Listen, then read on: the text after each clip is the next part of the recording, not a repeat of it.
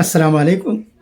தினமணி பத்திரிகையில் வெளிவந்திருக்கும் ஒரு முக்கிய செய்தி. ஓம் பிர்லா கொடிக்குன்னில் சுரேஷ் போட்டி. இன்று மக்களவைத் தலைவர் தேர்தல். புதுதில்லி 18வது மக்களவையின் தலைவர் பதவிக்கு ஆளும் பாஜக தலைமையிலான தேசிய ஜனநாயக கூட்டணி சார்பில் முந்தைய மக்களவையின் தலைவரான ஓம் பிர்லாவும் எதிர்க்கட்சிகளின் இந்தியா கூட்டணி சார்பில் காங்கிரஸின் கொடிக்குன்னில் சுரேஷும் நிறுத்தப்பட்டுள்ளனர். இதன் காரணமாக சுதந்திரத்துக்கு பிறகு முதல் முறையாக மக்களவை தலைவர் பதவிக்கு புதன்கிழமை ஜூன் 26 தேர்தல் நடைபெறுவது உறுதியாகியுள்ளது. இதுவரை மக்களவை தலைவரை தேர்தலின்றி ஒருமனதாக அனைத்து கட்சிகளும் இணைந்து தேர்ந்தெடுத்து வந்தன. அதுபோல இந்த முறையும் கட்சிகளிடையே ஒருமித்த கருத்தை ஏற்படுத்தும் வகையில் நாடாளுமன்ற வளாகத்தில் அமைந்துள்ள பாதுகாப்புத்துறை அமைச்சர் ராஜ்நாத் சிங் அலுவலகத்தில் செவ்வாய்க்கிழமை ஆலோசனை கூட்டம் நடைபெற்றது. இந்த கூட்டத்தில் ஆளும் கட்சி தரப்பில் ராஜ்நாத் சிங்குடன் மத்திய உள்துறை அமைச்சர் அமித்ஷா, பாஜக தேசிய தலைவரும் மத்திய சுகாதாரத்துறை அமைச்சருமான JP நட்டா உள்ளிட்டோர் பங்கேற்றனர். இந்தியா கூட்டணி சார்பில் காங்கிரஸ் பொதுச் செயலாளர் KC வேணுகோபால், திமுகவின் TR பாலு ஆகியோர் பங்கேற்றனர்.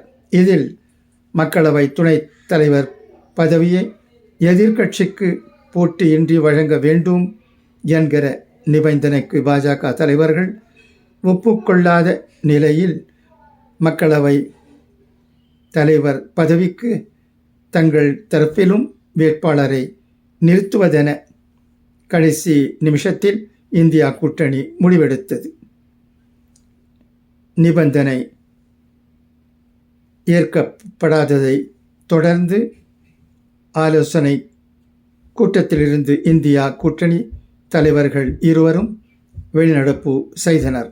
அப்போது மக்களவை துணை தலைவர் பதவியை எதிர்க்கட்சி வேட்பாளருக்கு போட்டியின்றி வழங்கும் மரபை மத்திய அரசு பின்பற்ற மறுக்கிறது என்று குற்றம் சாட்டிய KC வேணுகோபால், ஓம் பிர்லாவுக்கு எதிராக இந்தியா கூட்டணி தரப்பில் வேட்பாளரை நிறுத்துவோம் என்றார்.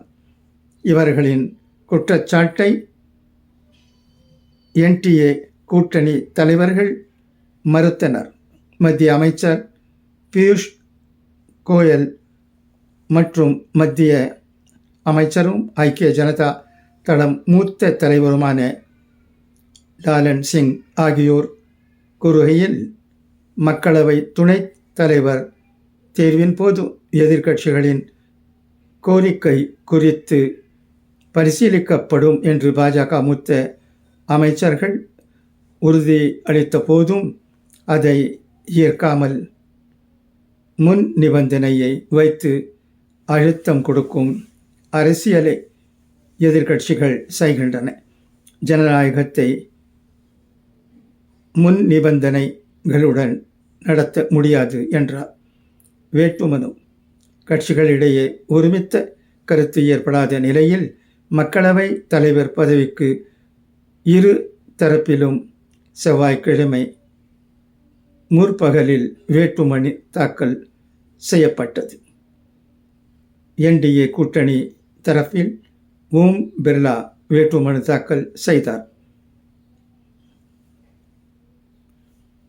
அவருக்கு ஆதரவாக பிரதமர் நரேந்திர மோடி, மத்திய அமைச்சர்கள் அமித்ஷா, ராஜ்நாத் சிங், JP நட்டா மற்றும் கூட்டணி கட்சிகளின் MPக்கள் சார்பில் 10க்கும் மேற்பட்ட வேட்பு மனுக்கள் தாக்கல் செய்யப்பட்டன.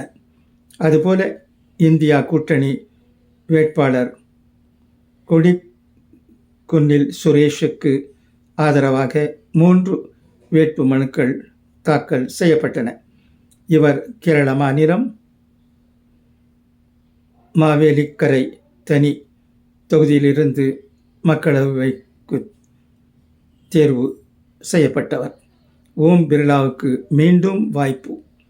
மக்களவையில் NDA கூட்டணிக்கு 293 உறுப்பினர்கள் உள்ளனர். இந்தியா கூட்டணிக்கு 233 உறுப்பினர்கள் உள்ளனர். 2 தொகுதிகளில் வெற்றி பெற்ற காங்கிரஸ் MP ராகுல் காந்தி வயநாடு தொகுதி MP பதவியை ராஜினாமா செய்ததால் 542 மக்களவை உறுப்பினர்களே மக்களவை தலைவரை புதன்கிழமை தேர்ந்தெடுக்க உள்ளனர். சுயேட்சை MPக்களில் குறைந்தபட்சம் 3 பேர் இந்தியா கூட்டணிக்கு ஆதரவு தெரிவிக்க வாய்ப்புள்ளது.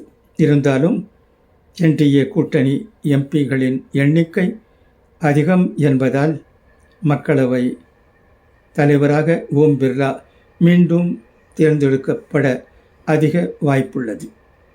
அவ்வாறு மக்களவைத் தலைவராக ஓம் பிர்லா தேர்ந்தெடுக்கப்பட்டால் ஒரு மக்களவையின் காலத்தை கடந்து மக்களவை தலைவராக பதவி வகிக்கும் 5வது நபர் என்ற பெருமையை அவர் பெறுவார். வாக்குச்சீட்டு முறை. மக்களவை தலைவர் பதவிக்கு தேர்தல் நடைபெறும் நிலையில் புதிய மக்களவை வளாகத்தில் MPகளுக்கு இன்னும் இருக்கைகள் ஒதுக்கப்படாதது மற்றும் மின்னணு தேர்வு முறைக்கான வசதி இன்னும் செயல்பாட்டுக்கு கொண்டு வரப்படாதது உள்ளிட்ட காரணங்களால் வாக்குச்சீட்டு முறையிலேயே தேர்தல் நடைபெறும். போட்டி ஏன்? காங்கிரஸ் விளக்கம். மக்களவை துணை தலைவர் பதவியை எதிர்க்கட்சி தரப்புக்கு மத்திய அரசு வழங்க மறுப்பதாலேயே மக்களவை தலைவர் பதவிக்கு வேட்பாளரை நிறுத்தியுள்ளதாக காங்கிரஸ் தரப்பில் விளக்கமளிக்கப்பட்டது. இது குறித்து கொடிக்குன்னில் சுரேஷ் கூறுகையில், மக்களவைத் தலைவர் பதவியை ஆளும் கட்சிக்கும் துணைத் தலைவர் பதவியை மக்களவை எதிர்க்கட்சிக்கும் வழங்குவதுதான் மரபு. ஆனால் கடந்த 2 மக்களவைகளிலும் எதிர்க்கட்சியாக காங்கிரஸ் அங்கீகரிக்கப்படவில்லை என்ற காரணத்தை சுட்டிக்காட்டி மக்களவை துணைத் தலைவர் பதவியை வழங்க மத்திய அரசு மறுத்துவிட்டது. தற்போது மக்களவையில் எதிர்க்கட்சி என்ற அங்கீகாரத்தை காங்கிரஸ் பெற்றுள்ளது. எனவே மக்களவை துணைத் தலைவர் பதவியை பெறுவது காங்கிரஸின் உரிமை. ஆனால் அதற்கு மத்திய அரசு தயாராக இல்லை. இதற்காக செவ்வாய்க்கிழமை காலை 11:30 மணி வரை காத்திருந்தோம். ஆனால் எந்த பதிலையும் மத்திய அரசு வழங்கவில்லை என்றார். இதே கருத்தை தெரிவித்த காங்கிரஸ் பொது செயலர் ஜெயராம் ரமேஷ், பாரம்பரிய நடைமுறைகளை பிரதமர் மோடி நசுக்குகிறார் என்று குற்றஞ்சாட்டினார். மேலும் மக்களவைத் தேர்தலில் தனிப்பட்ட முறையிலும் அரசியல் ரீதியிலும் தோல்வியை சந்தித்ததன் தாக்கத்திலிருந்து பிரதமர் மோடி மீளவில்லை. எனவே அவர்கள் எடுக்கும் இந்த முடிவில் வியப்படைவதற்கு ஒன்றுமில்லை என்றார். Thank you for your listening.